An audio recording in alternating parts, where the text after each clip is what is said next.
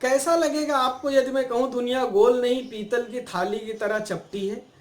कैसा लगेगा आपको यदि मैं कहूं कि धरती सूरज का चक्कर नहीं काट रही बल्कि सूरज धरती का चक्कर काट रहा है? कैसा लगेगा आपको यदि मैं कहूं कि ये ब्रह्मांड में धरती ही, पृथ्वी, प्लैनेट अर्थ हर चीज का केंद्र बिंदु है, बाकी की चीजें नगण्य हैं? कैसा लगेगा आपको अगर मैं कहने लगूं धरती के नीचे एक पाताल लोक है, ये पृथ्वी लोक है और ऊपर एक स्वर्ग लोक है, आकाश पाताल की तमाम बातें करूं तो आपको जरूर लगेगा कि प्रोफेसर साहब जरूर किसी परी कथा की बात कर रहे हैं या फिर आज कोई काल्पनिक कथा लिखने के हिसाब से बैठ गए हैं वीडियो बनाने। नहीं दोस्तों, मैं बात कर रहा हूं, ऐसा ही प्रश्न उठाया था एक व्यक्ति ने, इन्हीं बातों पर प्रश्न उठाया था एक व्यक्ति ने जिसे अपनी जान से हाथ धोना पड़ा। हाँ जी हाँ, मैं बात कर रहा हूँ एक महान एस्ट्रोनॉमर की, मैथमेटिशियन की, फिलोसोफर की, जिसका नाम था निकोलस कोपरनिकस, जो 1473 एडी से 1543 एडी तक रहा। और यूरोप के समाज में उस समय धर्मांधता इस कदर व्याप्त हो गई थी, इस कदर चर्च और राजसत्ता गुत्थम गुत्थी हो गए थे, सत्ता का दुरुपयोग, समाज को रूढ़ियों में धकेलना, अंधविश्वास, आडंबर का प्रचार प्रसार, और उसकी आड़ में राजसत्ता अपनी आपको अपनी हनक बरकरार रखती थी, धर्मसत्ता अपनी हनक बरकरार रखती थी। दोनों का उद्देश्य पूर्ति हो रहा था, इसलिए दोनों ही मिलकर समाज को लूट रहे थे और यह अज्ञानता समाज में फैलाई जा रही थी। दोस्तों, यह अज्ञानता आई थी महान ज्ञानी अरिस्टोटल से, जिसे अरस्तु भी कहा जाता है। अरिस्टोटल ने अपने स्टडी में कहा था कि यह दुनिया एक चपटी, अंडाकार चपटी प्लेट की तरह है। उसी सिद्धांत को ये धर्म सत्ता और राज सत्ता समाज पर लादे हुए 14वीं शताब्दी तक ले आया। जो भी उस पर सवाल खड़े करते थे उनके साथ दुर्व्यवहार, उनको मृत्युदंड तक दे दिया जाता था। कोपरनिकस ने भी ऐसा ही किया।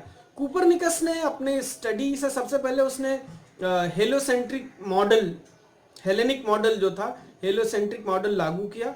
उसने उस मॉडल की स्टडी की और लोगों को बताया कि सूर्य का चक्कर सारे ग्रह लगाते हैं, पृथ्वी भी, ना कि पृथ्वी का चक्कर सूर्य लगाता है। और ये एक बहुत बड़ी धारणा के टूटने जैसा था। धर्मसत्ता को लगा ये तो हमने समाज को जो बता के रखा है ये तो उसके विरोध में बात हो जाएगी, लोग जागरूक हो जाएंगे, हमने तो समाज को उल्टा बता रखा है, ऊपर एक ईश्वर है जिसने पृथ्वी बनाया, जो जिसके इर्द गिर्द सारी चीजें घूमती हैं, वो विचारधारा तो यहाँ भंग हो जाएगी।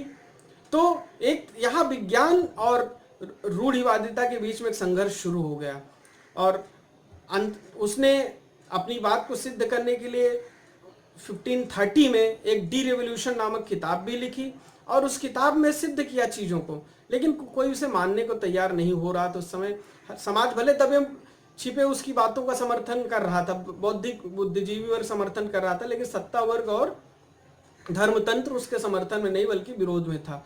उसने पूरे प्लूटोनिक टेबल की रचना के प्लूटोनिक टेबल की रचना से उसने तारामंडल के अध्ययन की व्यवस्था की। हालांकि उस समय कोई टेलीस्कोप नहीं था, गैलीलियो ने बाद में टेलीस्कोप बनाया।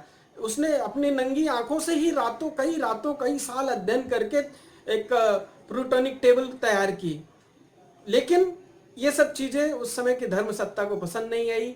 धर्मसत्ता को ये नहीं पसंद आई कि दुनिया को सत्य मालूम पड़े कि सूर्य जो है केंद्र है, उसके इर्द गिर्द सारे ग्रह घूम रहे हैं। धर्मसत्ता को ये नहीं पसंद आया कि उसकी आकाश पाताल की थियरी भंग हो जाए। धर्मसत्ता को ये पसंद नहीं आया कि जो ईश्वरीय दंड विधान उन्होंने समाज में फैला रखा है, उसका भ्रमजाल जो फैला रखा है, उस पर प्रश्न उठे। इसलिए उसे गिरफ्तार कर लिया गया, उसे बार बार माफी मांगने कहा गया, लेकिन उसने माफी मांगने से इनकार कर दिया, कहा कि मैंने जो कहा है वो सत्य है।